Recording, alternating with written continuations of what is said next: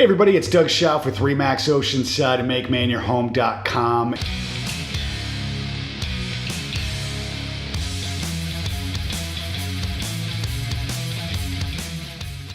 In this week's episode of the Make Maine Your Home podcast, I'm going to go over to see Casey Hamlin with Northpoint Mortgage. Now, I already interviewed him. He was the first episode that we ever did. What I'm going to talk to him about today, though, is low money down or no money down loans. A lot of people still think that you need 20% to put down on a home when you're purchasing a home, and that's not necessarily the case right now. There's a lot of programs that you can do 10%, 5%, 3.5%, even no money down loans. And I'm going to go and talk to him about all those programs. So let's do this. All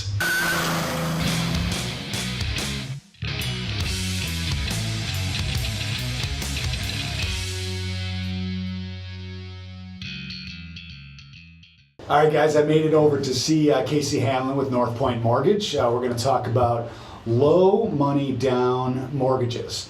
Thanks for having me, man.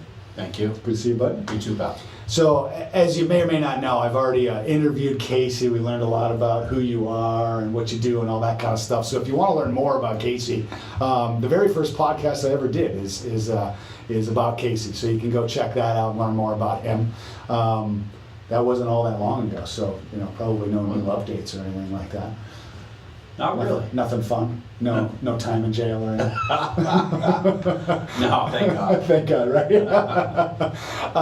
So anyway, we'll jump right in. We'll talk about low money down. I think you probably run into this more than I do, but a lot of people always say like, "Geez, I need to save up all this money. I need to save up 20%." And even if you're buying a $200,000 house, 20% is a lot of money for somebody. But that's not necessarily true. There's a lot of programs that you can do. Yeah. Do you get that question a lot too?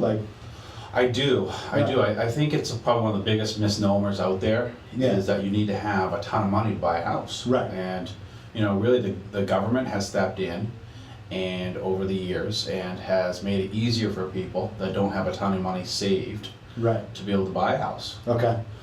Yeah, well that's a good point. The government stepped in. So how does the government work in all that? Are they funding the loans, or are they just backing it? How does that work? So they're insuring the loans. Okay. So in case that the home buyer defaults on a loan, the government steps in and they will insure some of the loss the lender takes on the loan. Gotcha. So that helps the lender get more aggressive in being able to offer those loan programs. They feel more comfortable with that. Correct. Okay.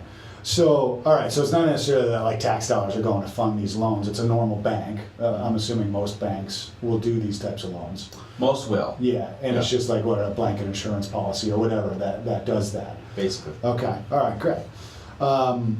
So, saying that's kind of how they work.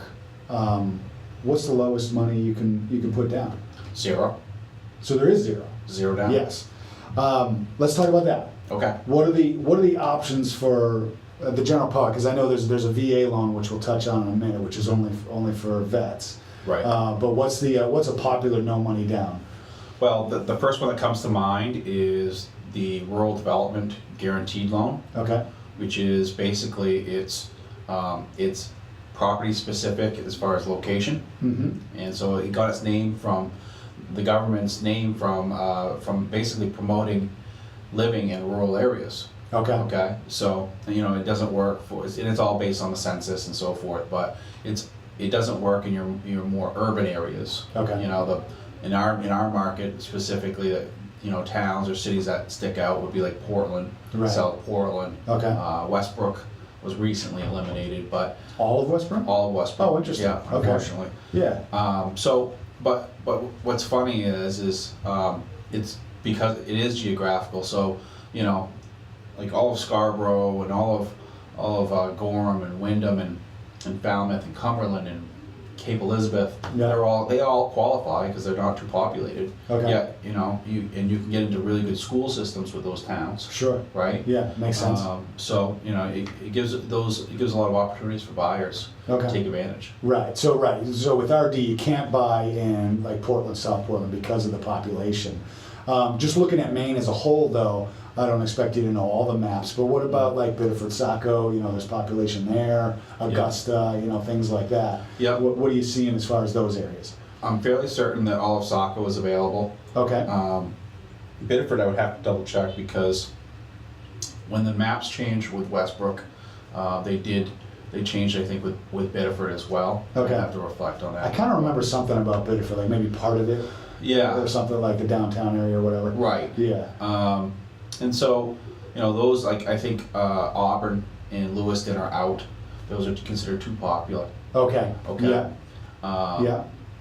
So, it's just, those are kind of examples of the areas, but I mean, if you can consider all the other surrounding areas, I mean, it's tons just, of towns. I Yeah, mean, yeah. It's really, it's a great program to take advantage. And when they change the areas that are available, there's an income limitation based on your household. Okay? Oh, there is. There is. For the yard. Okay. There's an. Okay. What do you know? What's that limit? Do you Well, know? in Cumberland County, it's $103,350. Okay. And that's for the household. That's a household. That's a family of 4 and under. Okay. Okay. So if you're a married couple and you have 3 kids, the income limit goes higher. Oh, okay. Okay. All right. I'd have to check, but I mean it's significantly higher. Oh, it is. Okay. You All know. right, gotcha. So I mean, I think that change certainly help people qualify. Yeah. And take it a step further, that if you have kids at daycare and you spend, daycare costs are exuberant, right? So it's outrageous. Yeah. So what happens is if you are, say, a family of 4 and you're making $110,000 a year together, Mm-hmm. all right? Okay. If you paid $10,000 in daycare expenses, Sure. then the lender can take that $10,000 that you pay in daycare and subtract that from your income. Okay. Okay, and you're considered at $100,000, And then which is below under the income under that limit. limit, and That's still right. buy. Oh, okay. Well, that's interesting. That's something I didn't know. Are there any other expenses you can do that with, or is it just daycare? There are some medical expenses you can, and for the elderly. Okay. It's a little bit harder to document that stuff. Right. And you do get a deduction for every family member that's under the age of 18 as well. So like if it's again family of 4, 2 children that are say 3 and 5, Mm-hmm. then just for the 3 and 5-year-old you'd have a deduction of it's almost a $500 deduction off their income. Oh, okay. Okay. Gotcha. Right. They help you get underneath the income limits. Right. Okay. So there's a few things you can do if somebody's like really close to that to try to help out. Absolutely. That's Okay. why it's so important for for the buyer when they meet with the lender to talk about their situation and talk about the daycare and the stuff like that, because that makes it. Daycare costs for some people can be $15,000-$20,000 a year. Right. And that can make or break them getting that loan. Or Be a lot. Yeah, it could be a lot. Absolutely. One other benefit of that program is that all these programs we talk about will have a monthly fee regarded as mortgage insurance. Oh Okay? yeah. Let's chat about that. PMI they call PMI, it. that's right. And so what I wanted people to know about this program is that the PMI costs are I want to say the lowest out of the majority of the loans that are out there. Oh, interesting. Okay. Yeah, for no money, for a less than 20% down loan, this loan carries probably the least amount of PMI out of any of the loans that we'll talk about, aside from the veterans loan that you alluded to earlier. Yeah, that's a specific, that's so, a great loan. So yeah. what I'm saying is when you compare this rural development loan to other programs that we'll discuss that have money down or require money down, Mm-hmm. the payments on this rural development loan will be lower, even in those other ones that have money down, Because of the because PMI. the PMI fee is lower. Interesting. Okay. Okay. So that's why when we sit with clients, we show them that it makes a lot of sense for them to try to take advantage of this loan. Of the RD loan. Yeah. Right. Now, if somebody happens to have cash, can they still put money down can. with an RD loan? Okay, so it's not like you have to do zero down. That's correct. It's just that's what you can do. That's right. Okay, so that could be an advantage if somebody has 5% or whatever. They can still do an RD and get the better PMI.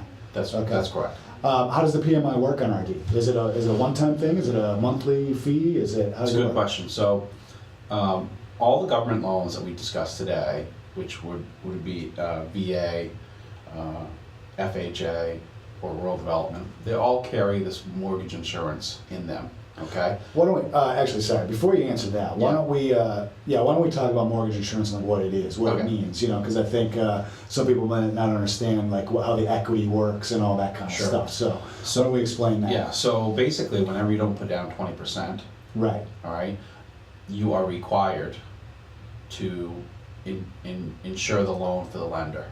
Okay?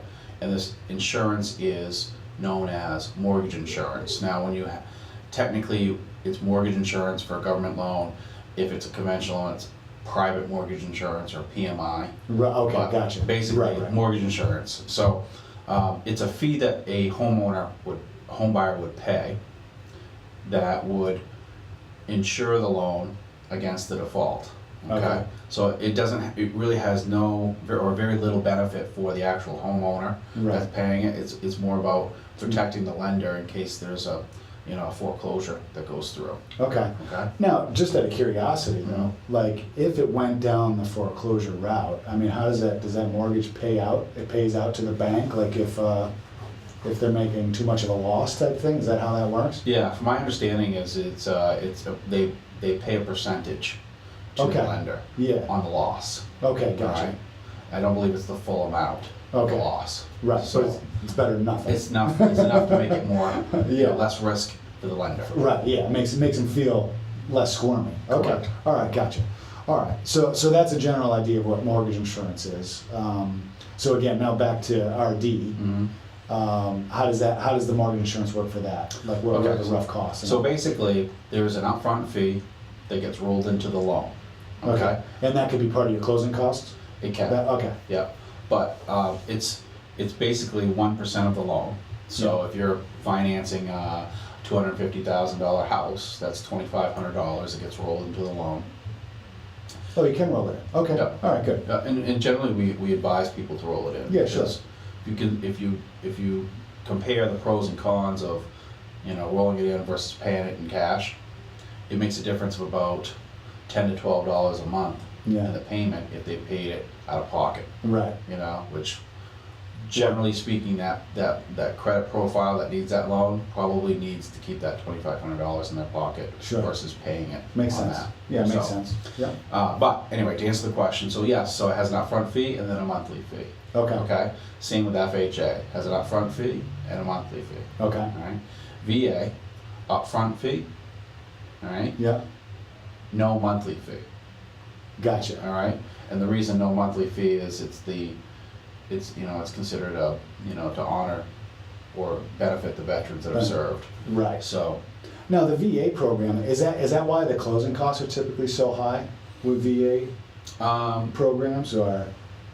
Yes, on the surface, if you looked at a good faith estimate or a loan estimate from a lender, the upfront fee on the VA loan is over 2% of the loan. Right. Okay, so it's more than double than what it is with a rural development loan. Okay. Okay, so if you looked at a cost estimate, you'd see this large chunk of money, $4,000 or $5,000 fee. Right. And the first thing that you think of as a buyer is like, oh my gosh, yeah. What I got to come up with that. Yeah. Right. Well, that's what I hear from a lot of people that are doing a VA loan. It's like, man, the closing costs are huge. Yes. So that's part of it. That is. Okay. Now, some veterans, due to their service, are what we call exempt, or do not have to pay that fee in their loan. Yeah. But it's a case-by-case basis on, basically the lender has to verify it with the VA before they can make a determination. And if they're going to do that, right. I mean, the VA to me that's one of the best loans out there. As far as for the buyer, rightly so. Yeah. I mean, you can buy single family, you can buy condo, you can buy 2-unit, 3-unit, 4-unit home at no money down with no PMI. Right. It's amazing. As long as you're living in it as a veteran. Yeah. So it really helps those veterans. I mean, it's tremendous, I think. Yeah, it's a great program. It really is. Okay, so RD and VA, those are the only real two. No money down. Right. There's a RD Direct, which you can go directly through the government, what is it, USDA office or whatever like that. Correct. That's a different ballgame than what you're talking about, right? Yes, it has that. So the RD loans in general have income limits. The ones that we utilize are based off of a certain percentage of the median income for the area. Okay. Okay? Yeah. So yeah. the direct loan that you just referenced has a lower income limit. Oh, okay. Yeah, sure. And the benefits of that loan is, for those people that are under that income limit, they stretch that loan out from not just 30 years, that it goes out to like 40, 42 years. Okay. So what that does is makes that payment lower Right. for that individual. And they also base the interest rate that the customer gets off their income. So it can actually be lower than the market rate. Sure. Okay. So in some cases. So that's how. really- So that's how they're doing that. Okay. Yeah. Okay, and it does make a significant difference in the customer's, payment Right. when you take those factors in. But Okay. it's just tough to qualify. Right. It's for with income levels and things like that. Right. Okay. Yeah, and the Yeah. process itself can be frustrating because, you don't have a loan officer that's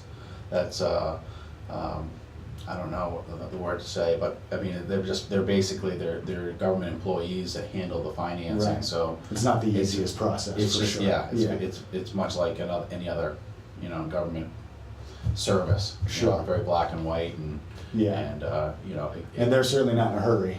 no, I mean it requires patience and Right. and people understanding, but in the end it can be a good loan for the home buyer. Right. Okay. So then we got zero down. Kind of the next level is you mentioned FHA a couple times, and that's a 3.5% down. Correct. It is. Two things about that. Why don't you talk a little bit about what that's used for, and then also I haven't really seen it a lot in the last couple of years, and I'm kind of curious why. But yeah, first off, what FHA? Why don't you run that down? What's Sure. why is that there, and all that stuff. So FHA has been around for a long time. I want to say over 30, 40 years. Okay. Okay, and so FHA is what it requires is 3.5% down for the buyer. Okay. All right. Now, what they can do is they can buy a single family home with it, but they also can buy the 2, the 3, the 4 unit home with Okay. it as Right. well. So 1 to Okay. 4 units. Yeah. Right. Now, the upfront, it has an upfront fee, like just the other loans we discussed, has a monthly fee. Okay. Okay, but the monthly fee is much higher with this loan. All It right? is. Okay. Gotcha. And what we didn't really talk about, but I should mention is that whether it's rural development or FHA, that monthly fee that those loans carry lasts a full 30-year term on the loan. Okay. Yeah, that's All right? important. Right. Other mortgage insurances that we can talk about in a minute will eventually fall off the loan Right. Once you hit that 80% once you have a loan certain amount value. of equity in Okay. the house. Yeah. Gotcha. Okay? So, So that's there forever. Like your payment is what it is. yeah. And well, Unless you can refinance. you could refi out of it if Right. the interest rates are good. Right, Yeah. but that's a That's the gamble. game. Yeah. Right. Okay. So the reason that FHA is more FHA and all these really government loans that we talk about, rural development, VA, because the government backs them, they're more forgiving for credit. Okay. Gotcha. So So that's the true benefit of them, to help people with maybe not Well, the best credit and things like that. Here's how it works. Essentially, is that regardless of credit score, if you have a 780 credit rating and I have a 640 credit rating, that we're gonna pay the same amount of mortgage insurance in our payment, regardless of that risk difference. Oh, gotcha. Okay. So the government charges a flat fee or a fixed fee for their insurance, Gotcha. mortgage insurance. Okay. All right. Whereas when we talk about other different programs, that difference in credit score will make a big difference in the mortgage insurance. Right. So, Okay. So for In the people, conventional world. right? Yeah, So yeah, for gotcha. people that have below like a 680 credit rating, these government loans are really tailored to them. Okay. Okay. Because That's the sweet spot for it them. really Yeah. is, because Okay. they don't end up having to pay extra for their credit. Okay. Okay. Yes. So FHA requires 3.5% down, and that money can be a gift. It can come from retirement. We've had clients take out a loan against a car that was paid off. Okay. Yeah. All that stuff. So it's pretty. So you forgiving. can't. Yeah, it's pretty forgiving as far as where the money comes from. Yes. Yeah. Okay. Right. That's and good. it's flexible in general as far as allowing a buyer to maybe stretch how much they qualify for, versus like the no money down loan. It's a little bit more stricter because it's no money down. So they want to make sure that that customer doesn't get too They got to cover overextended. themselves. Yeah, makes sense. So when the FHA loan makes sense, in my opinion, is if you're, as a buyer, you personally are kind of stretching your qualifying, because it can stretch your qualifying probably further than any other loan. Okay? Oh, it can, okay. Right. Second time it would make sense would be buying a 2, 3, or 4 unit home and you're not a veteran. Okay. Okay? Yeah. Because at that point, it requires just 3.5% down, and we're going to talk about other options with stuff like that, but there aren't a lot. Now, if you buy a 2, 3, 4 unit, you have to live in it though, correct? You would. All these Okay. loans that we're talking about so far are loans where you would be occupying the property as a primary home for at least, the intention is for at least a year. Okay, all right. So, but after that year, you could move on and hold it as an investment. Your intentions can change after a year. Right. Things happen. Right. Sure. Okay. I imagine there's not a FHA police watching that, but still, you want to be careful. You're right, but I will say that when lenders look at the fraud that occurs, Okay. and they're tracking the biggest biggest areas of fraud in the financing world, occupancy is number one. That's number one. Oh, Yep. Interesting. So they are keeping an eye on it. They are. Well, I imagine that's probably an easy thing. Like if an address changes or something like that, it's probably pretty easy to flag that. Or they start going late on the payments. Yeah. All it takes is an audit by the lender to say, okay, let's take a look at this loan, and Right. If you're late at all, they're coming in to look at it, and if Yeah. they find that you're not there, you can get Okay. Yeah. Yeah. Interesting. So before we jump on to the conventional side of things, one thing that I run into a lot, and probably you do too, is these government programs. They pay a little bit more attention to the condition of the house. You know what I mean? Like I know that, especially like VA, they have some requirements on, hey, hand railing needs to be there, stuff like that. Right. Why don't we chat about that for a minute? What kind of requirements on the condition of the house do you see for all those programs? Well, I mean, they need to be A, safe, B, livable. Okay. As far as property condition. Right. Because a lot of like foreclosures or something like that sometimes just won't work. Right, and I know that those can be tantalizing from a price perspective for a buyer. Right. But I get that a lot. Like, hey, Doug, did you see that new listing? Sure. I'm like, yeah, let me pull it up. Oh no, that's not gonna work. And I try to phrase it to the customer that, if they signed on their house today, could they move into it tomorrow without any type of, anything holding them back from a property condition? Yeah. Okay, and maybe that's not a good example, because in some cases, as you mentioned, a handrail that might be missing, or flaking, peeling paint. Yeah. Can happen. The flaking, peeling paint is a concern because of lead paint. Right. And in Maine, in New England, we have older homes. Yeah. All right. And Yeah. So yeah, we see that a lot. so yeah. that can happen.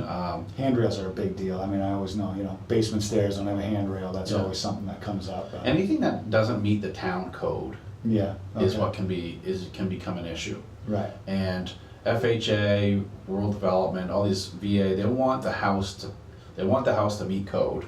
Yeah. In every fashion. And if it means that, if you have 3 stairs and that requires a handrail, then they want it to have a handrail. Right. All right.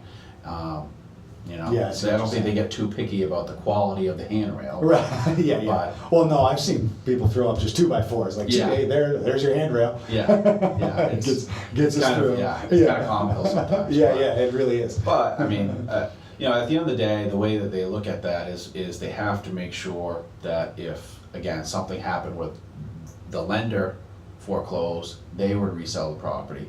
Anything there that would affect the marketability of it, anything that would affect the safety of it, that can hurt their chances of making back the money they lent. Right. So that's one of the ways that they view it. And the other one is, like water sources, like they care about, they want to make sure the water is safe to drink. Right. Yeah. True. Okay. Yeah. And you think about the profile of the buyers, generally they don't have oodles of money tucked away. Right, to be able to take care of those. To take care of those big ticket items. Yeah, so makes sense. So they want to make sure that the customer gets in a situation where, they don't have to shell out a lot of money after closing to fix something that is, a health concern. Right. So. Okay, all right, great. So quick recap on the government loan. So basically, condition of the house has to be livable. Mm-hmm. Your credit, really the sweet spot is pretty much like the lower credit scores. 680 and lower, 680. you probably should be looking at a government loan. At those, and then there's income levels, and you have to live there. So that kind of seems like the general idea behind there. But the biggest benefits are some zero money down, low money down. Okay. Yeah, absolutely. So let's talk about conventional, because I know there's some programs there, which is, quite frankly, these are what I'm seeing most of now. Yeah. FHA I haven't seen a lot of at all. Right. And so conventional basically just means that there's no government backing it, correct? Is that really what Correct. that means? They're using the PMI to kind of make themselves feel comfortable. Yes. Right. Yep. Okay. Essentially, that's a fair way of looking at it. Right. The Market kind of bearing what it bears. Right. So Fannie Mae, Freddie Mac are quasi-government agencies that were fully privatized before the Great Recession. All right. Right. Then the Great Recession occurred, and the government was like, "Whoa, you guys don't know what you're doing, and we're going to come in and we are going to take over." Yeah. Okay. And so now they've worked it out where it's a quasi-government agency now, meaning that somewhat. I think it's a big moneymaker actually for the U.S. government. But Okay. bottom line is that the conventional loans that are available probably make up about 75 to 80% of the market right now. Sure. And because the reason is that after the Great Recession, FHA, Rural Development, VA dominated the market. Sure. Okay. I remember that. Everybody's everybody's financial situation really deteriorated, credit deteriorated, and those loans are the most forgiving. Right. So FHA you was had like 5 years ago. It was like all we saw. Yeah. Yeah. Absolutely. Yeah. And so what happened is as the economy came back, as the average homeowners or average consumers financial situation improved. Yeah. The conventional market said, "Hey, wait a minute, we're losing out on a lot of business here, Right. right? FHA's got a ton of business. Yeah. How do we capture more?" And in the recent years, the underwriting guidelines for those loans, for conventional loans, has kind of softened. Okay. All right, and one of the things that they did was they determined that there's areas in around the country that are underserved. Okay. All right, most of them are urban. Sure. That they are trying to help promote home ownership in. Okay. All right, and so there's like pockets of, so you can use a conventional loan to put down as little as 3%. Okay. Buy a house. Oh, that's All right? great. Now, that program does have income limitations based on where you buy, Oh, it does. Okay. but the pockets that I just referred to, you can do a conventional loan with 3% down as long as you're under the income limit. You can buy anywhere. Okay. Okay. Yeah. However, if you make $150,000 a year and you want to buy in Portland and the income limit is $90,000, Yeah. then on the surface you make too much money. Yeah. Okay, but there's pockets in Portland, in Westbrook, in all the urban areas that have no money down. Interesting. All right, limitations. So basically, Is that kind of like a rebuild type? yeah. program? Well, yeah. It's all around promoting, spur in the economy. Right. Sure. And so these underserved areas, which are, Portland, there's a lot. Yeah. And so that you can use this loan. What's awesome about it is not only single families, but multi-units you can use it on. Interesting. All right. Now, since it's a conventional, do you have to live in those You would have to occupy it for a year. for that program? Yeah. Okay. Yeah. Gotcha. Okay. All right. But, it opens, I guess my point is it opens doors for people that don't have a ton of money saved, that have made quite a bit of money, Mm-hmm.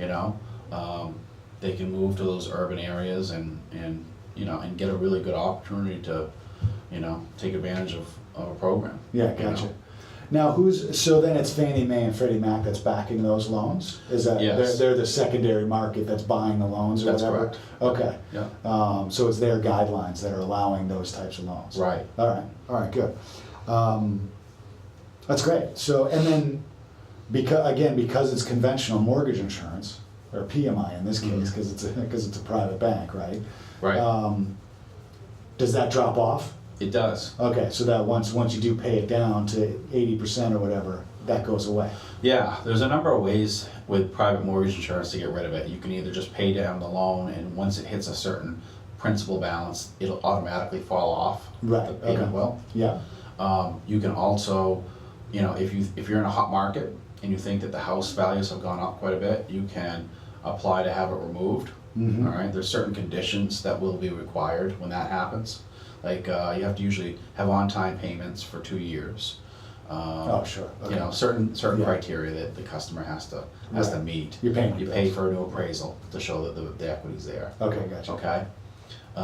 But anyway, so I think that one of the biggest things with the loans that we've talked about today is, just I remember being at a restaurant, and I was waiting for my food, and I remember hearing the bartender talking to the other bartender about, looking at houses, and he was like, he's like, I don't have a ton of money saved. I think I'm just gonna have to, bite the bullet and rent for a while. Right. And of course my ears peaked up, and Yeah. I was like, I just want you to know you don't have to have a ton of money saved to be able to buy. Right. And that's what people, and you can use these loans for new construction. Sure. You can use these loans for, really just anything under a 5-unit property, Right. is really got a lot of options to it. Yeah. So, we Right. encourage. So even though you have lower equity in what you're owning, but you still own it, you're not throwing the money out the Right. window with rent. No, that's Yeah. that's a great point. So I think maybe one last thing just to touch on briefly is the investors out there. You're buying you want to buy a multi-unit, blah, blah, blah. I know there's not a ton of options for that aside from 20% down, but is there any lower money down if you want to buy a 2 to 4 unit? Or is it pretty much you're stuck at 20% if you're trying to invest? Generally speaking, it's about 20% down, 25% down for multi-unit sometimes. Okay. So the down payment requirements are pretty significant. Yeah. But that's the idea. If you're an investor, I mean, hopefully you're not. You should have some equity anyway. Yeah. Well, I think what it boils down to is as a homeowner, if you get into a financial hardship, you're always going to pay the roof over your own head first. That's true. Okay. Yep. So what it boils down to is default rates for lenders. They look at this and say they have all the data, and and they're saying, okay, well, if it's a primary home, chances are they'll make the payments. Yeah. If it's the 3-unit, They're gonna let that go. they might, Yeah. I mean, what would you do? I know. Which makes sense. Yeah, I mean, I think anybody who if you got in a hardship, as much as you want to pay the bill, if you can't pay the bill versus feeding your kids or something, I mean, you're going to skip that bill, which unfortunately makes sense. And maybe you would have a harder time skipping that bill if you had $100,000 down on the house. Yeah, it sure would. Right? Yeah, yeah, exactly. I'd have a harder time walking away from that. Yeah, me And too. that's the idea. Yeah, it makes sense. Okay. But I will take that a step further and say that what you can do to mitigate that as a homeowner is if you want to buy a rental property, if you own a current house and there's significant equity in it, because let's face it, I mean the last 3-4 years have been pretty good as far as appreciation. Sure. Right? You can apply for a home equity line of credit. Yeah. Use that money for the down payment on the Okay. property. Yeah. So pull it out of there. Use that as a down payment. Now Yep. you got your multi-unit. Yeah. Okay. At least yeah, you can help. You can help fund it that way. Right. Yeah, makes sense. Did we miss anything? Any other low money down payments? I think we covered all of them. I think we really got the basics. Just Absolutely. okay, Yeah. great. For sure. Well, awesome, man. This was great. Thank you. Thank you, man. All right.